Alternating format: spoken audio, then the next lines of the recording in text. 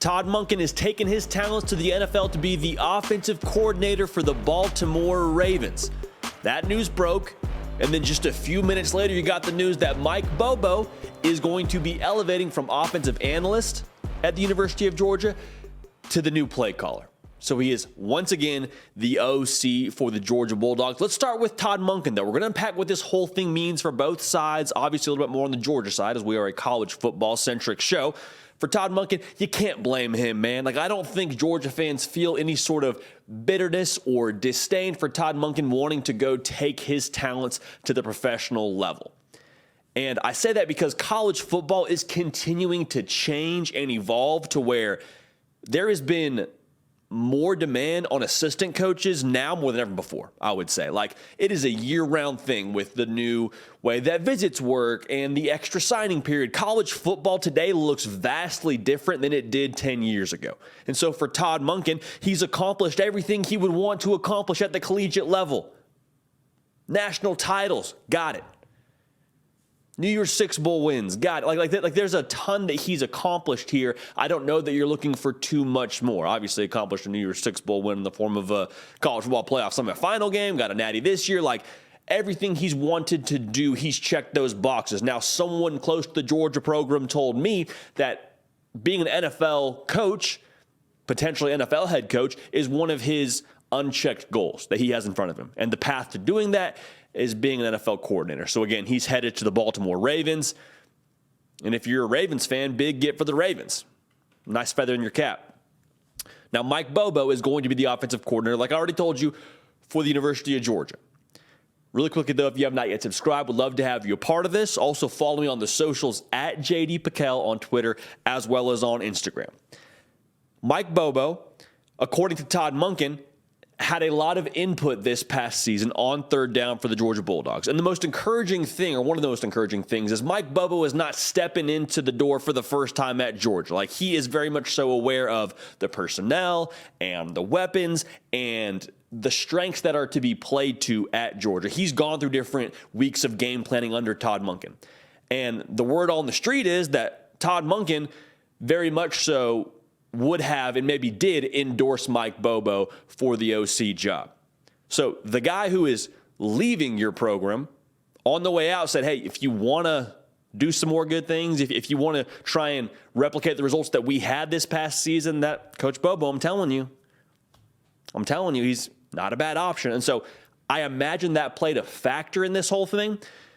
But when I look at what Georgia will be next year, I don't think there should be any consideration to Mike Bobo's previous jobs. And I understand that's maybe a little bit of a difficult thing to say because you look at a guy's history and say, okay, well, that's all I have to go. That's the data I have to go off of, JD. What else am I supposed to look at? I would just look at the context because taking over the Georgia offense is a very, very different scenario than any other team Mike Bobo's been with, whether it be Auburn, whether it be South Carolina.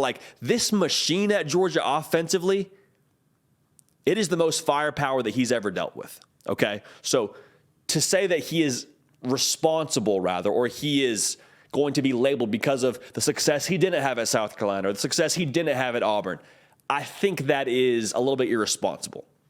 Okay, that's a little bit irresponsible. Now, if you don't achieve what you're supposed to achieve at Georgia with Brock Bowers at tight end, with Milton at running back, we can go down the list here. Dominic Lovett at receiver. There's going to be some weapons here. So now if you don't succeed, we can have a conversation.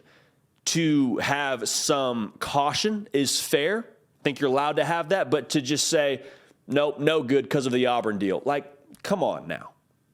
We both know that's not how you should look at this. That's not how we should look at this as a whole. Here's the most fascinating thing to me, though. Mike Bobo is not going to miss a step from a culture standpoint. Georgia football starts spring ball in about a month. I think exactly a month, actually.